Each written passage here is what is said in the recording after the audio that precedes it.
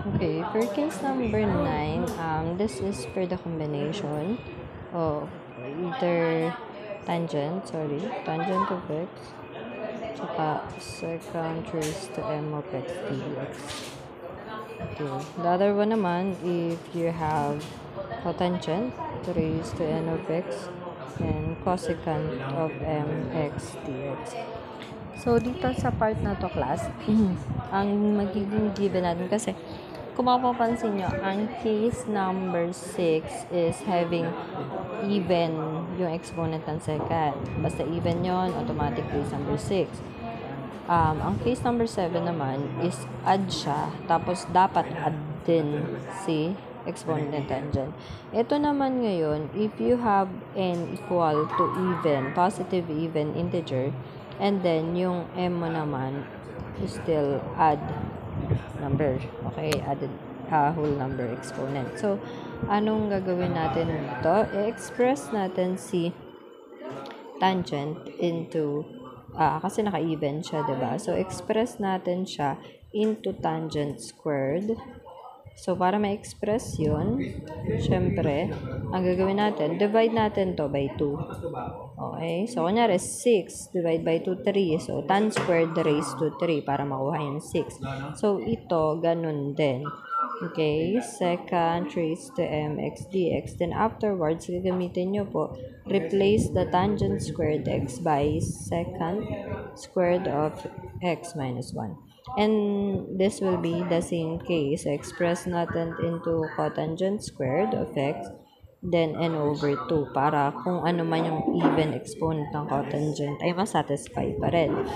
So, and then rewrite lang natin si cosecant mx dx. Then, don't forget to replace cotangent squared x by cosecant squared of x minus 1. Okay? So, ngayon, punta natin ang ating basic example para mas ma-imagine natin kung paano ba ina-apply itong case number 9. So, ito, magiging basic example na lang siya kasi kakasagot lang natin kay case number 8 kasi correlated nga sila. So, kunyari, meron tayong tan x, secant x, pero ito dapat even. Sige, kahit simple to. And yung add, kahit 1 na lang, at least add pa rin naman siya. So, ang gagawin natin, express down natin to into squared. Naka-squared na siya. So, ang next step natin, papalitan na lang natin siya nitong secant squared of x minus 1. Tapos, rewrite po natin si secant of x dx. Then, distribute natin secant x dx times secant squared. So, magiging secant cube of x dx. Then, secant of x dx times 1. So, magiging secant of x dx. Then, kung maalala natin kanina, ito yung sinagutan natin. At ang sagot natin po dyan is 1/2 secant of x plus 1/2 ln of secant of x plus tan x. So, ang magiging answer na po natin dito is 1/2 sec of x tan of x plus 1/2 ln of secant of x plus tangent of x. Yan yung answer natin by doing the case number 8. So, if you want to recall, paano nga ba ito sinolve, just go back to the video for case number 8. And then, ayun, kung maalala nyo sa case 8, then, emphasize that the integral of secant of x dx will be ln of secant of x plus tangent of x. Then, don't forget, plus c. So, ano ba yung may magkamukha dito? Itong dalawang to magkamukha. Pareho sila ln of secant of x plus tan of x. So, 1/2 minus 1 is negative 1/2. Therefore, we can rewrite this 1/2 secant of x tangent of x.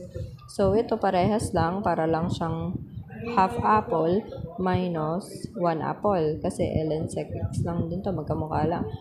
No, parang 1/2 u minus u. So, magiging negative 1/2 ng ln of secant of x plus tangent of x, then plus c. Then, this will be our final answer. So, mapapansin nyo, mukha siyang madali lang, pero actually, kung hindi natin marirecall to si integral ng second cube x dx, hindi naman natin to memorize, still, gagawin pa rin natin si case number 8. Medyo mahaba yung solution. Okay? So, since may video naman tayo, please go back to how do we solve the second cube of x dx. Okay? Thank you.